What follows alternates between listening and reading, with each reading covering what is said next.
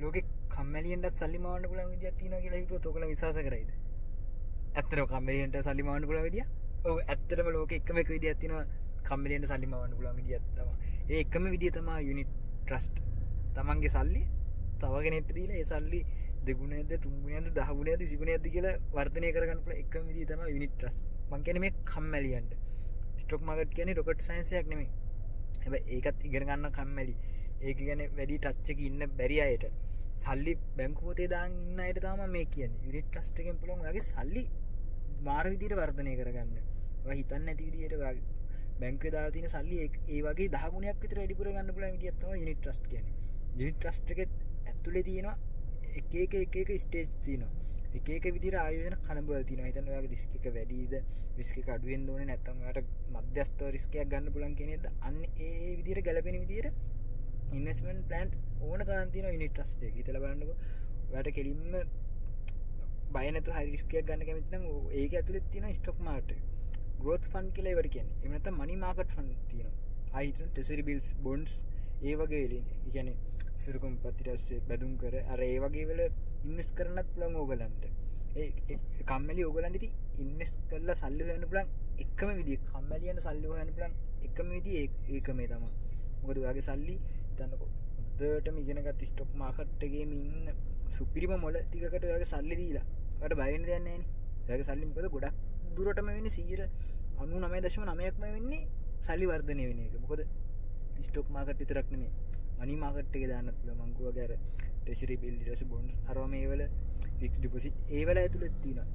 ඒවල දාලා හරි වගේ සල්ලි මවන්න පුළුවන්. බැංකුවේ ගියා සල්ලි දාන් හිටියා කියලා ඇත්තටම ආට ලැබෙන පොලියෙන් වර්ධනය වෙන්නේ නැහැ. හිතලා බලන්නකෝ growth මේ ෆන්ඩ් එකක් ගත්තා කියලා ස්ටොක් මාකට් එක ඔයා සුපිරි මොලේකට ඔයා සල්ලි දීලා ඒ ටික මවන්න දීලා හිතලා බලන්නකෝ ඔයාට ලොකු කැපිටල් ගේන් එකක් ආවා කියලා.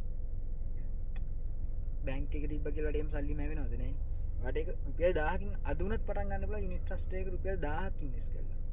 රුපියල් 1000යි. 1000 කියන්නේ මම හිතන්නේ 1000 සමහරක් කොල්ල කෙල්ලෝ නිකන් 1000ක් වියදම් කරන නිකන් පොඩි දේවල් වලට. ඉතින් ඒවට බැරි මාසෙට 5000 ගන්න එක දිගට කන්ටිනියු දාන් ගියා කියන හිතන යුනිට් ට්‍රස්ට් එක. ඔයා හිතන්නේ නැති කැපිටල් ගේන් එක පාරම වැඩි වෙනවා. හිතන්නේ නැති විදිහට ඒක කියා ගන්න බෑ. එක පාරම කැපිටල් ගේන් එක වැඩි වෙන්න පුළුවන්. අන්න ඒ විදිහට තමයි කම්මැලියන්ට සල්ලි මවන්න පුළුවන් එකම විදිය මේ ලෝකේ තියෙන. ලේසිම සහ එකම විදිය සල්ලි නැති වෙන්නේ නැතුව සල්ලි මවන්න පුළුවන් එකම විදිය. ඉතින් ඒ තවත් බලන් ඉන්නේ. ඇත්තටම තවත් බලන් ඉන්නේ. දැන් පටන් ගමු ඉන්වෙස්ට් කරමු. අපි ඉන්වෙස්ට් කරන් පටන් ගමු. මේක හුරු වෙමු. මොකද මේක මයින්ඩ් ගේම් එකක්. වගේ මයින්ඩ් එකට ඒක දාගත්තට පස්සේ ඔයාව නවත්තන්න කාටවත් බෑ.